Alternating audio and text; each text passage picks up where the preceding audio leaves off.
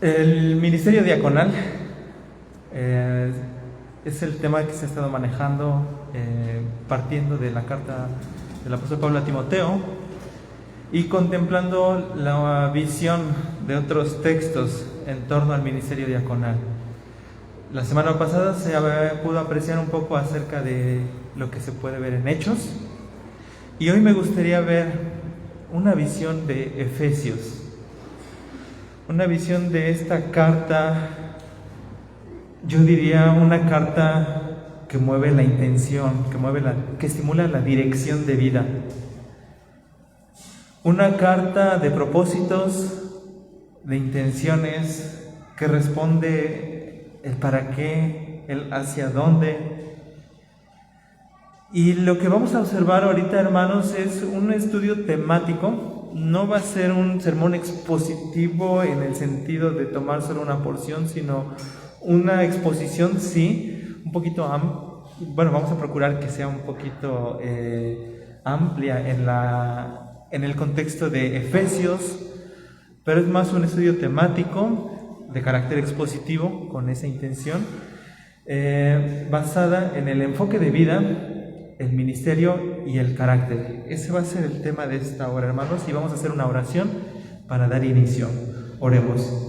Te pedimos, Señor, que en la meditación de tu palabra podamos aprender que tú tienes una misión, un propósito, una dirección para cada uno de nosotros, Señor. Ayúdanos a alinearnos a lo que tú quieres para nosotros, Señor. Te lo pedimos en el nombre de Jesús. Amén.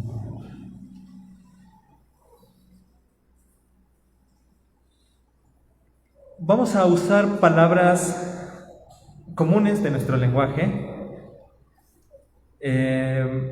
palabras sencillitas, para describir una forma de enfocar no solo la charla, el sermón, sino una forma de englobar el sentido de dirección que necesitamos ministerialmente. Todos necesitamos dirección.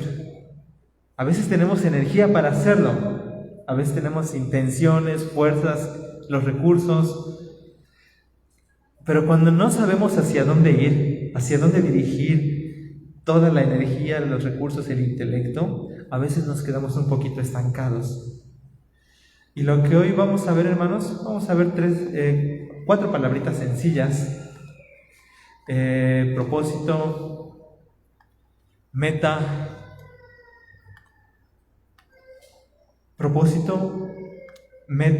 misión y función. Propósito, meta, misión y función. En cuanto a definiciones, vamos a encontrar muchas cosas, pero podemos hacer ilustraciones para que podamos ver en qué sentido estamos usando estas palabras.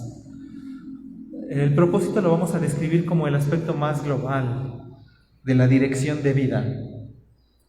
La meta como un aspecto al cual llegar, pero que está condicionado a esa situación global. Por ejemplo, en una carrera, hermanos, hay muchos atletas, muchos competidores, ¿verdad? Todos quieren llegar a la meta. Pero su enfoque de vida, su propósito general de vida, hace que el llegar a una meta tenga diferentes intenciones en cada uno, ¿verdad? Su propósito de vida incluso hace que se comprometan hasta más o un poquito menos con las metas, con el llegar a la meta. Entonces la meta la estoy usando en un sentido un poquito más restringido, y vamos a partir de la palabra propósito. El gran propósito, y estoy seguro que esto lo sabemos todos, ¿verdad, hermanos? ¿Cuál es el propósito de nuestra existencia? La gloria de Dios. El propósito es algo común a todo lo que existe. El propósito es algo común a toda la creación. Todo existe por Dios y para el Dios Trino. Dios es el centro de todo. ¿Y cómo es que el todo le puede glorificar? La forma en la que el todo le puede glorificar, hermanos, es siendo consistentes con su propia naturaleza. El sol le glorifica a Dios siendo sol, siendo el astro que debe ser. Su función no es otra. La función de la tierra es ser tierra, con todo lo que eso implica, que es infinidad de temas. No solo rotación, no solo traslación, es ser la tierra. Y mientras sea la tierra, está haciendo todo lo que tiene que hacer en su existencia. Pero los únicos que no están, como diríamos, conformes con su naturaleza son los demonios y el ser humano. No sé por qué estamos tan peleados contra nuestra naturaleza. Pero si las sillas pensaran, tal vez por eso, ahí nos entenderíamos. Por ejemplo, imagínense, hermanos, que las sillas tuvieran conciencia y entendieran su propósito. ¿Creen que a las sillas les gustaría ser silla? No, ¿verdad? Cuando le pones conciencia a algo, como que empieza ahí a reflexionar de esto es todo para lo que existo. Esta es mi función, este es mi lugar.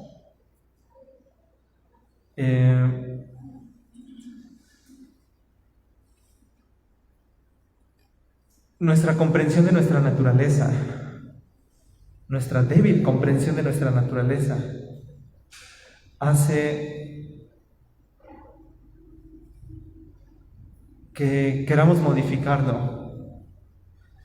Y dos direcciones a veces tomamos: la dirección de querer ser dioses o la dirección del comportamiento animal.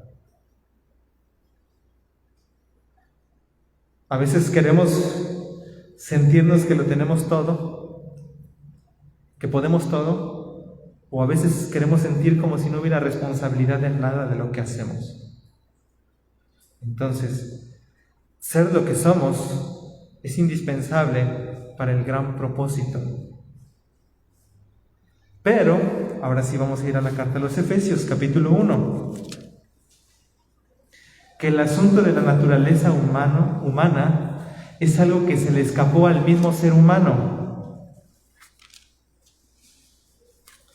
Tan lejano está de nosotros el asunto de la restauración de nuestra naturaleza, como de la misma silla, si un día se rompe, repararse por sí mismo, por lo menos las que están aquí. No sé si exista una silla autorreparable, pero las que están aquí yo creo que no, ¿verdad? No se va a reparar solita. Entonces el problema del ser humano es que no solo no entiende su naturaleza, sino que no tiene la capacidad de ser restaurado en su naturaleza. Vayamos al libro de Efesios, capítulo 1, lo vamos a leer aquí.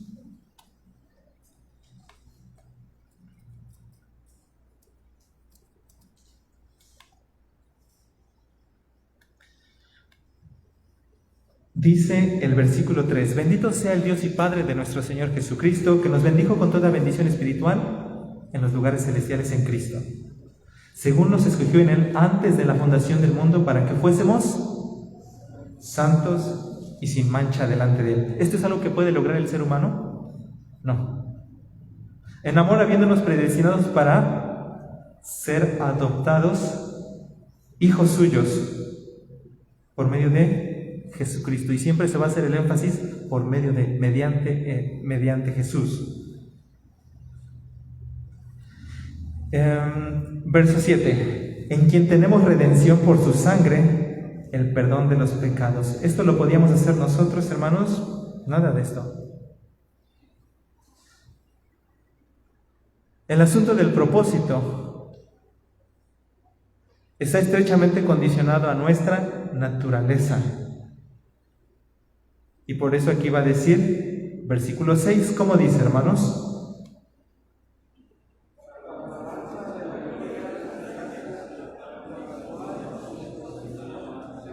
Es decir, Dios efectúa una transformación espiritual en el ser humano. ¿Para qué? Para la alabanza de su gloria.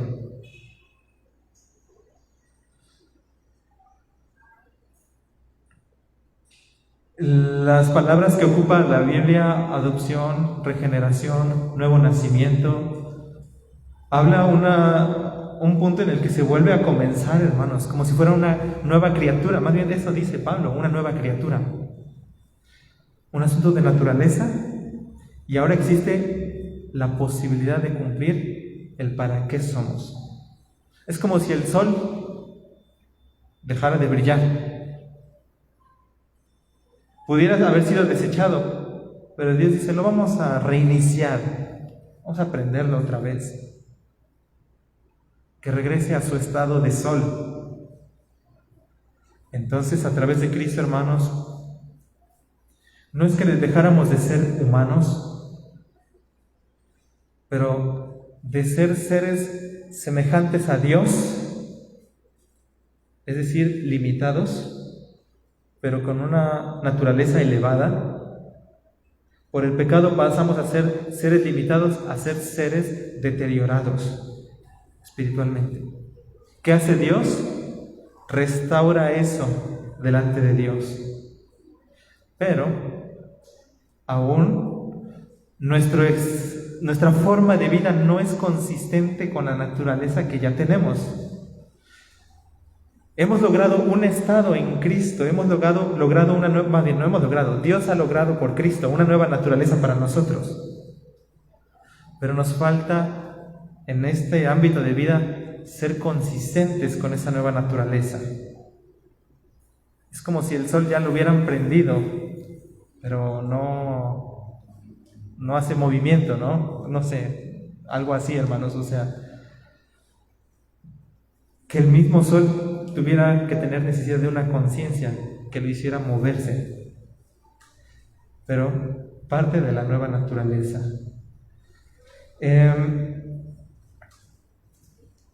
Vamos a ver ahorita cómo va a tener esto conexión con el ministerio, hermanos. Estamos partiendo desde lo mayor. Solo Dios puede ser el todo del hombre. Toda cosa creada, todo ser viviente y todo ser humano solo puede encontrar su sentido y significado en Dios. Cualquier institución establecida por Dios es por Él y para Él. Esto incluye al ministerio.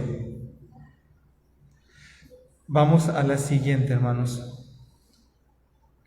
¿Cuál es el medio para el propósito? Es lo que ya mencionamos.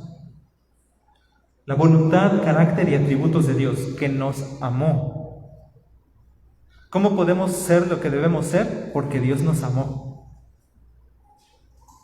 Porque a Él le plació, porque nos adoptó. El medio para el propósito es la obra de Jesús y el Evangelio, porque constantemente Efesios está diciendo por medio de Él, por medio de Jesús, por Él. La obra del Espíritu Santo, ahí mismo va a decir que fuimos sellados por su Espíritu. Es la Trinidad actuando, hermanos, la Trinidad actuando. Solo quien haya participado de estas bendiciones espirituales tiene posibilidades de cumplir no solo con objetivos espirituales, sino con el propósito eterno de Dios, que Él sea glorificado. Ahí tenía que decir. Si no tenemos esto, no somos los humanos que deberíamos ser. Ahora, todo esto puede sonar un poco enredado, pero vamos a la vida normal, hermanos, a la vida práctica. Prender la televisión o ver algo en Facebook, YouTube, ¿consideran que todo eso es una expresión de la naturaleza de Dios? Alguien diría, sí, ¿no? Hay ingenio, hay intelecto. Otros dirían, pero Dios no haría tantas tonterías que ahí se hacen. ¿Cómo puede ser esto una expresión de la naturaleza de Dios? ¿Cómo se puede decir que lo que nosotros vemos en las noticias es semejanza de Dios? O sea, alguien semejante a Dios arrojaría una bomba ahí a un montón de gente para que se murieran, ¿no, verdad? O sea, el ser humano en su naturaleza tiene un fallo que no puede solucionar él. Y el fallo no es que se porta mal. El fallo no es que no tiene buenas intenciones. No es educación. El fallo es su naturaleza caída, que solo la voluntad, carácter y atributos de Dios pueden restaurar, que solo la obra de Jesús y el Evangelio, porque es el nuevo nacimiento el que nos regenera, transforma nuestra naturaleza para el propósito, la obra del Espíritu Santo, y quien haya participado de estas bendiciones espirituales tiene posibilidades de cumplir no solo con objetivos, sino con el propósito eterno de Dios, que Él sea glorificado. Vayamos a la siguiente, hermanos. Meta. Todo lo que acabamos de decir, hermanos, fue una pequeña síntesis del capítulo 1 de Efesios. Ahora vamos a ir con otra palabrita que es meta. El perfil del hombre que vive el propósito. Incluso lo podemos quitar, todavía no lo vean. Si lo están viendo, no lo vean, hermanos, cierren los ojos. Vamos a reflexionar. Hay un requisito, ¿verdad? Un cambio de naturaleza para glorificar a Dios. Hasta que no seamos lo que somos, no vamos a poder hacer lo que deberíamos hacer. Es como una silla. Imagínense, le quitamos las 4 patitas a la silla. ¿Entra dentro de la definición de silla? Ya no, ¿verdad? Y ahí es como para reflexionar, ¿es silla o no es silla? ¿O es una silla rota? ¿Sigue siendo silla o no? Y eso a los teólogos también le pasó con el ser humano. ¿Seguía siendo semejante a Dios o no? O sea, ¿pero por qué hace eso? ¿Por qué hacemos lo que hacemos, no? Bueno, necesitamos a Cristo. Ya volvemos a ser la silla que somos, ¿no? Que deberíamos ser. Pero ahora, ¿para qué? ¿Y cómo volvemos a hacer todo eso, hermanos? ¿Es para Dios? Sí. Y aquí va a entrar algo muy, muy interesante, hermanos. ¿Cuál es la principal característica humana? ¿Cuál es el principal rasgo humano que lo hace cumplir su propósito en la vida? ¿Cómo sabemos cuándo estamos cumpliendo el propósito de nuestra vida, hermanos? ¿Cómo se puede medir tangiblemente? ¿Cómo podemos decir sí lo estoy cumpliendo o cómo podemos decir no lo estoy cumpliendo? ¿Qué parámetros tenemos, hermanos?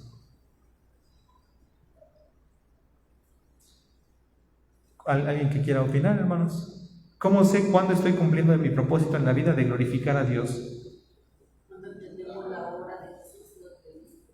Ok, entendiendo la obra de Jesús. ¿Alguien más, hermanos? Por su palabra. Ahora, más concretamente, ¿cómo sé que yo lo estoy haciendo? Cuando predico el Evangelio, cuando lo acepto, cuando lo recibo, en actos tangibles, cuando acepté el Evangelio. Por ejemplo, muchos de nosotros hemos aceptado el Evangelio, ¿verdad? Pero muchos de nosotros todavía no somos completamente consistentes con él. ¿Estamos glorificando a Dios? No tanto, ¿verdad? También Pablo dice, si comemos, bebemos o hacemos otra cosa, lo debemos hacer para la gloria de Dios. Pero ¿cómo sé que estoy comiendo para la gloria de Dios? ¿Cómo sé que estoy asistiendo a la congregación para la gloria de Dios? ¿Cuándo sí, cuándo no? ¿Cómo sé que sí comí para la gloria de Dios? ¿Cuándo lo sabemos? Cuando decimos, Señor, ¿esto es para ti? Podría ser, alguien podría decir que sí. Ahora, quiero que veamos un texto que pienso que es la clave de esto, hermanos. Ahora sí lo ponemos. ¿Cuál es el perfil del hombre que vive el propósito? El apóstol Pablo define la meta de la nueva vida del creyente con miras al propósito eterno. El objetivo del nuevo creyente es la semejanza con Cristo. Hasta que todos lleguemos a la unidad de la fe y del conocimiento del Hijo de Dios, a un varón perfecto, a la medida de la estatura de la plenitud de Cristo. O sea, al principio habló de todo el propósito eterno, glorificar a Dios. Pero en medio de todo esto, pone una meta muy interesante para el ser humano. Y la meta que nos pone a todos nosotros no es glorificarle, ese es nuestro propósito. La meta que nos pone es ser como Cristo. Sean como Cristo.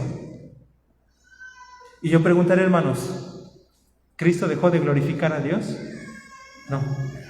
Cada cosa que hacía, glorificaba a Dios. Entonces, ¿cuál es la clave para que nosotros, todo lo que hagamos, glorifique a Dios? Ser como Cristo. No es cuando le ponemos toda la intención, no. Es cuando tenemos la actitud de Cristo. Cuando tenemos la visión de Cristo, los pensamientos de Cristo, ahí sí está glorificándose a Dios, porque es el único que realmente nos dijo cómo se vive la vida verdaderamente humana. De ahí no tenemos a nadie que haya vivido la vida humana más que Cristo. Todos los demás empezaron a aprender a vivir la vida humana.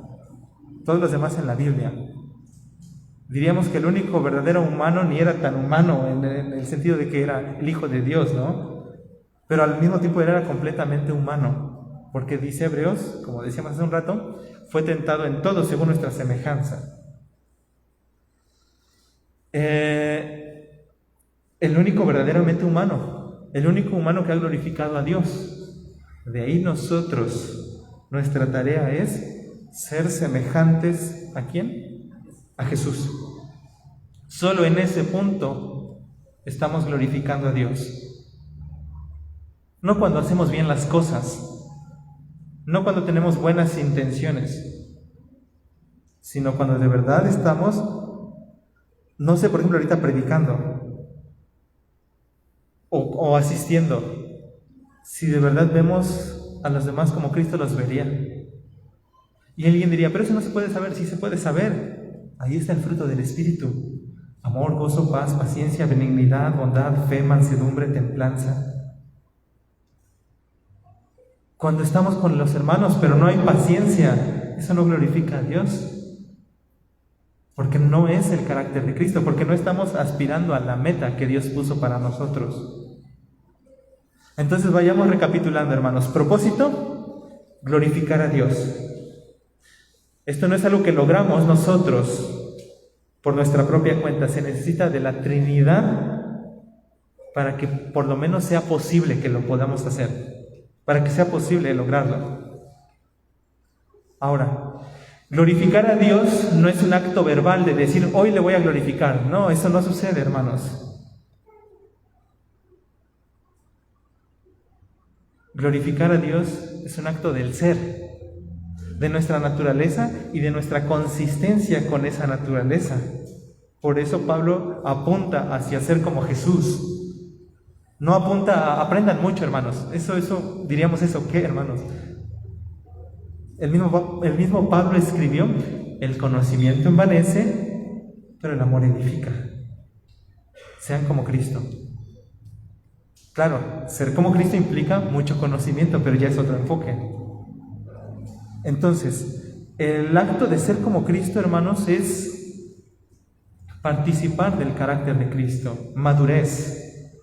Y aquí va a hablar mucho de la doctrina, sí, pero ahorita vamos a hablar algunos aspectos. Entonces llevamos propósito y meta. ¿Para qué existimos en esta tierra? Para glorificar a Dios. Mucha gente se ha inventado sus formas de glorificar a Dios. Y me recuerda mucho una película donde un francotirador decía, Señor, dirige mi tiro. Era un tiro para el Señor en el sentido de que lo glorificaba a Él se lo dedicaba a Dios, confiaba en Dios, sí, pero ¿eso le glorifica, hermanos? ¿No? Hay gente que tiene la idea de que le está glorificando porque lo dice. Pero la única forma que tenemos de glorificar a Dios es ser consistentes con nuestra naturaleza. Y eso solo es ser como Cristo, habiendo nacido de nuevo en primer lugar. El nuevo nacimiento es la posibilidad de cumplir el propósito. Ser como Cristo es el acto de estar viviendo el propósito. Ahora, el contexto de este pasaje, hermanos, se me hace fundamental para el tema de los ministerios. Pero antes, vamos a la siguiente diapositiva, hermano. El lugar de la congregación en el cumplimiento de la meta. ¿Cuál dijimos que era la meta, hermanos? Ser como Cristo, ¿verdad? Ahora, ¿qué lugar ocupa la congregación para que la meta se cumpla? Vamos a ver en el texto. Vamos a leer, estábamos en Efesios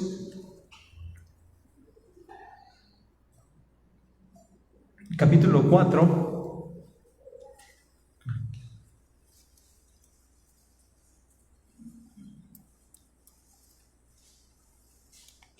Estábamos en el versículo 13, ahí está nuestra meta, que todos lleguemos a la unidad de la fe y del conocimiento del Hijo de Dios, a un varón perfecto, a la medida de la estatura de la plenitud de Cristo. Pero ¿cuál es el punto de partida en este contexto, hermanos?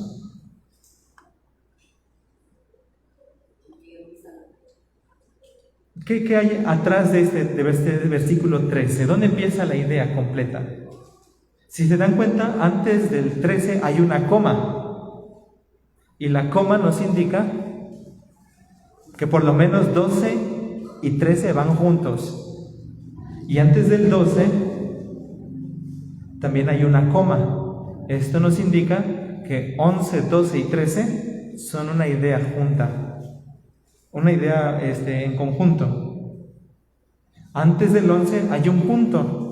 Eso significa que ahí el 11 es nuestro punto de partida de una idea completa. Leamos desde el 11. Y él mismo constituyó a unos apóstoles, a otros profetas, a otros evangelistas, a otros pastores y maestros. ¿A fin de qué?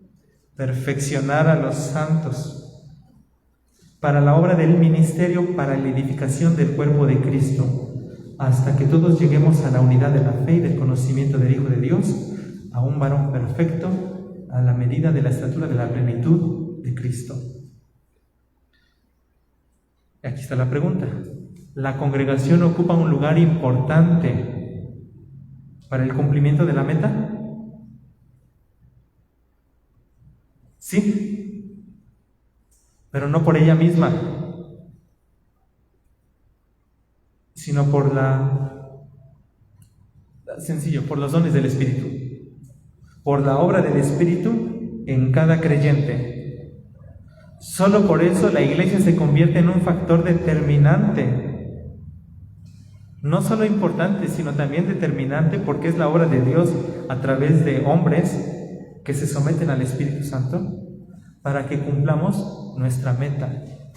Y el punto de partida de ese pasaje es que Él constituyó toda clase de ministros de la palabra. ¿Con qué meta? Para que maduremos. ¿Y cuál es la medida de nuestra madurez? Ser como Cristo. Y no es porque los ministros sean los importantes. Recordemos que en la Biblia el ministro no posee gloria alguna.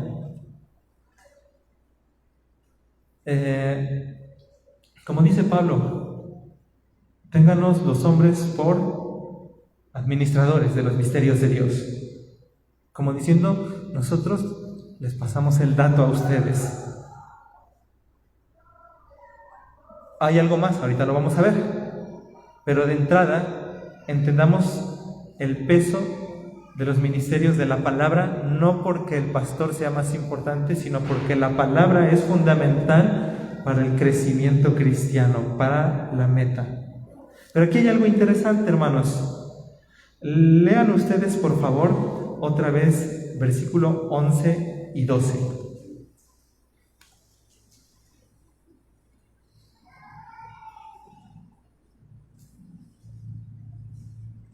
Efesios 4, 11 y 12.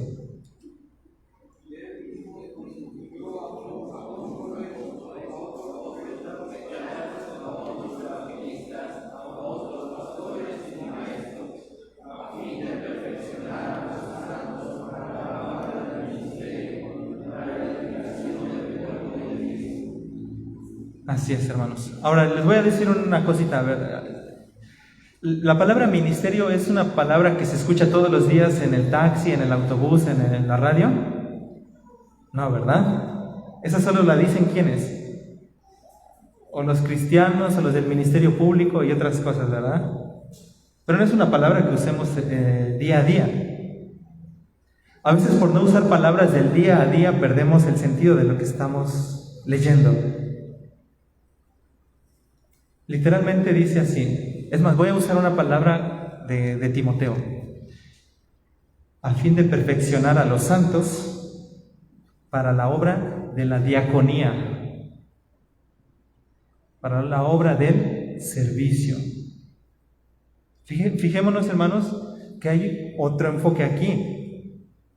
El ministerio de la palabra es para que aprendamos a servir. No es para saber mucho, sino para que seamos siervos más eficientes, para que vivamos una diaconía real. O sea, si estamos aprendiendo aquí, es como en teoría el médico aprende cómo salvar vidas, ¿no? Pero lamentablemente nos pasa como muchos médicos también, que aprenden pues nada más para poner un consultorio y cobrar de a 800 pesos los 5 minutos que medio te receta algo y ya. Y a veces nosotros solo estamos aprendiendo para nosotros. Pero aquí dice algo que va en contra del paradigma actual, hermanos. El paradigma actual es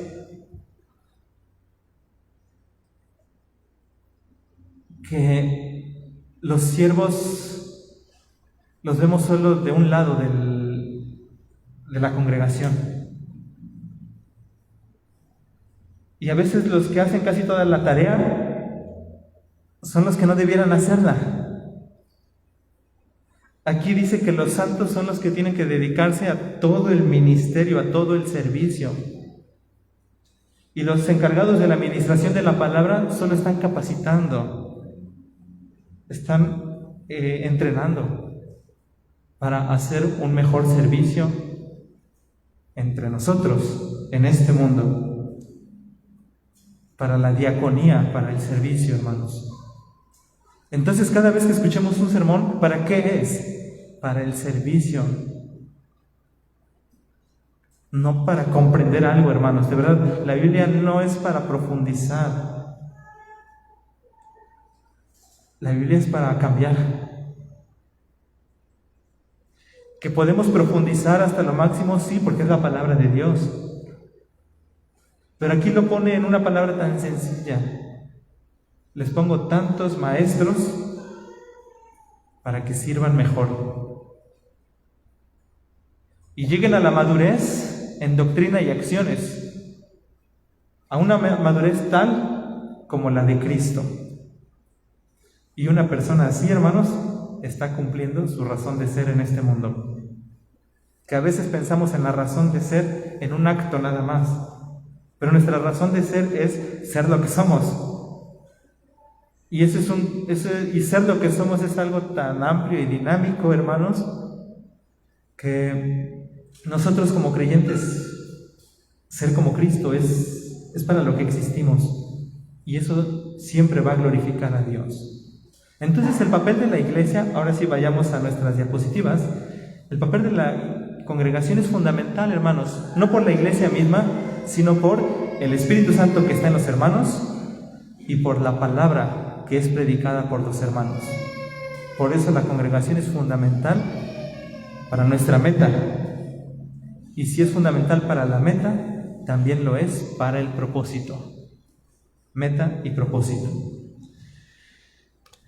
Ya vimos el lugar de la congregación. Ahí hay algunos puntos: que su origen provenga de una regeneración espiritual y verdadera, que su base doctrinal sea Cristo mismo y su palabra, que la palabra y el Espíritu Santo sean el elemento rector, unificador y potenciador. Estamos hablando de las características de una congregación que realmente puede contribuir al cumplimiento de la meta, porque de verdad, yo creo que pues todos podemos verlo en muchos lados, hay congregaciones que nos desvían de la meta y del propósito, porque ni hay palabra y ni hay espíritu, solo un montón de ritos al estilo de Hebreos, que constituyen obras muertas por las cuales uno tiene que arrepentirse. Bueno, vamos a la siguiente, hermanos.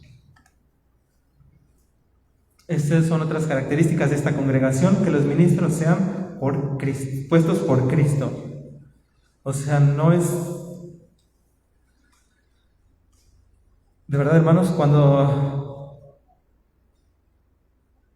se tiene conciencia de la problemática, lo ejemplificaría de esta forma, hermanos. Imagínense que alguien aquí le está dando un dolor en el apéndice, que ahí hay un bisturí, y que dijéramos, si alguien no le ayuda, la persona se muere. ¿Quién de ustedes se animaría, hermanos?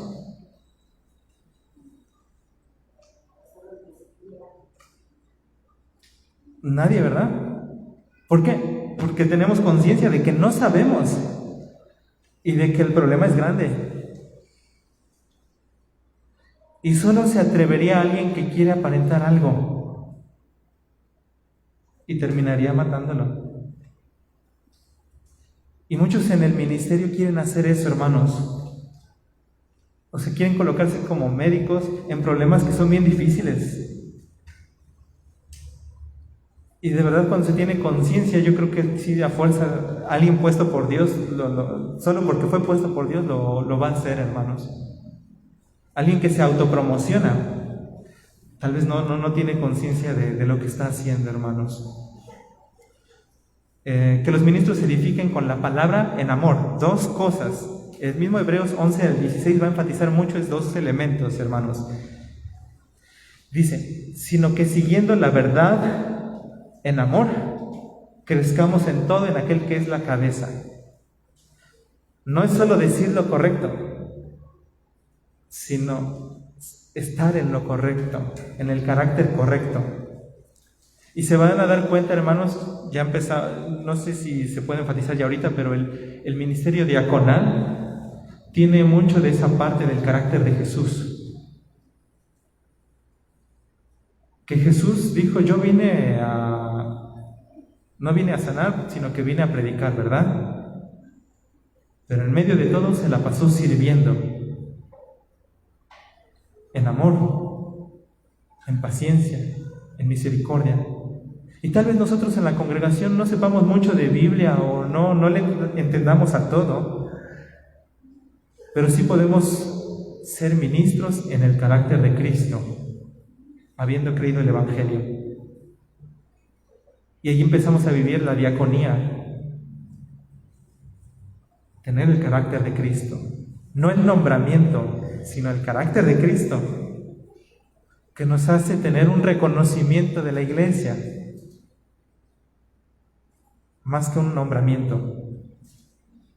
Este reconocimiento es al estilo de Hechos, como lo decía nuestro hermano Carlitos.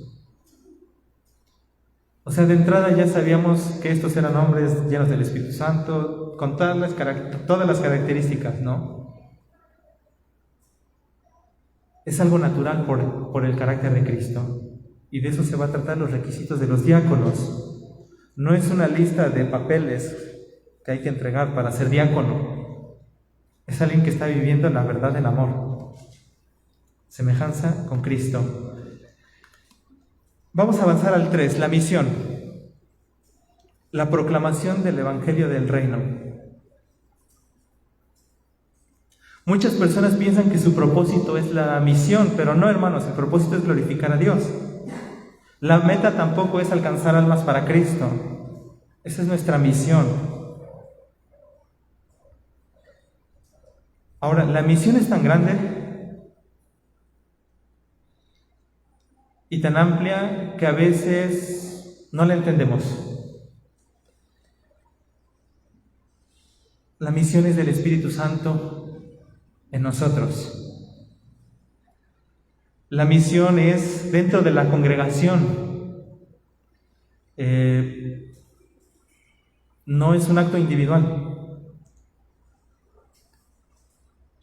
No es algo que se pueda realizar únicamente uno mismo, Como ya hemos dicho, hermanos, existe una interconexión entre el hombre, la congregación genuina, el Espíritu Santo y la palabra, que nadie podría cumplir la gran comisión por sí solo, hermanos, entendiendo que la gran comisión es incluir a otros en el propósito divino,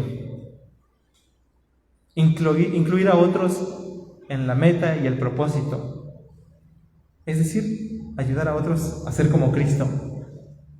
Esa es la gran comisión. El Evangelio se trata de eso, de una transformación de naturaleza a la de Cristo. A veces el Evangelio lo entendemos, sí, acepta a Jesús en tu corazón y no vemos la amplitud de todo eso, pero necesitamos de todos, de los que saben mucho, de los que tal vez no saben tanto, pero pueden servir. Y ahí está la colaboración del cuerpo de Cristo en los ministerios pastorales y los ministerios diaconales. Vamos a la siguiente, hermanos. Esta sí me gustaría que la leyéramos con atención. La misión de proclamar el Evangelio del Reino es, en esencia, conducir a otros a iniciar su relación con Dios, que les ayudará a ser como Cristo y contribuir a su proceso de madurez. En este sentido, la Iglesia no puede desconectar su naturaleza y misión de la Escritura. Todo lo que la Iglesia realice debe ser dirigido por el Espíritu Santo para que la palabra haga la obra de regeneración y santificación.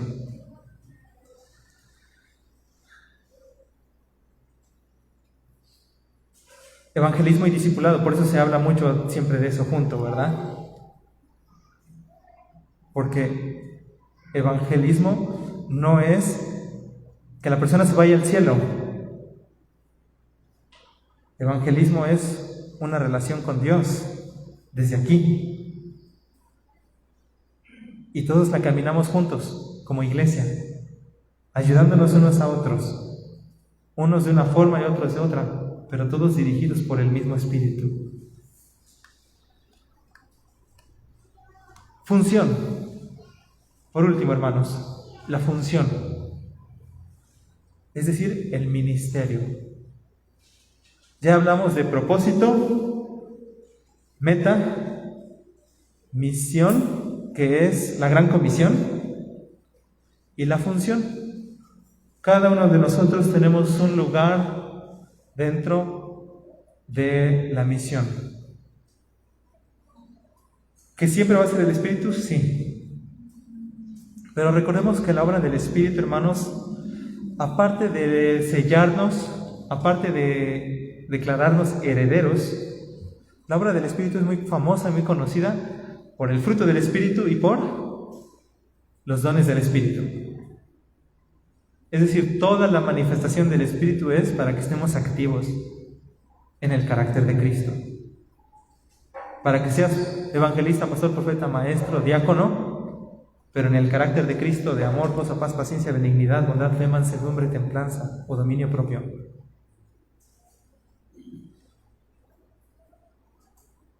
La obra del Espíritu, si la vemos desde la regeneración, los dones y el fruto, yo creo que estaremos entendiendo el ministerio, hermanos.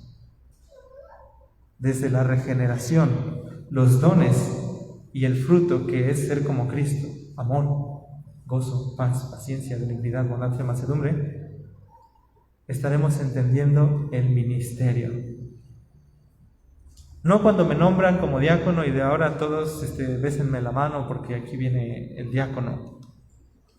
De verdad, cuando uno ve ese tipo de cosas entre pastores y diáconos, hermanos, es que no se está entendiendo nada del ministerio. Porque el ministerio es obra del Espíritu Santo. No es lo que tú quieres hacer. Y Pablo le da mucho peso al deseo, sí, al anhelo, pero cuando este anhelo está en función del servicio. Por ejemplo, dice, anhelen los dones mejores. ¿Pero para qué? Para edificación. Anhelen los dones mejores para edificación. Es decir, sí tiene que haber un profundo deseo de servir a otros. Sí tiene que haber un profundo deseo de edificar a otros. En el segundo punto habla del fruto de carácter, para que la administración sea consistente con el objetivo y el propósito. Es que de verdad que qué incongruente, hermanos, es que ministramos la palabra para ser como Cristo, no siendo como Cristo. Como cuando Pablo prohíbe a los papás, les dice: padres, no provoquen a ira a sus hijos, sino criarlos en disciplina y amonestación del Señor. ¿Por qué la ira no puede ser un ambiente de educación? Porque la educación cristiana es formación del carácter. Y Jesús dijo: aprendan de mí que soy manso y humilde de corazón. Cuando usamos la ira como educación, se supone que estamos formando carácter, no deformándolo. Por eso la ira no cabe en la educación paternal. Porque la educación paternal bíblica es formar el carácter de Cristo en los hijos. Y si usamos la ira como instrumento de formación, estamos deformando lo que en realidad queríamos restaurar. Entonces, por eso diríamos, pastores sin el carácter de Cristo, en realidad, ¿qué están enseñando?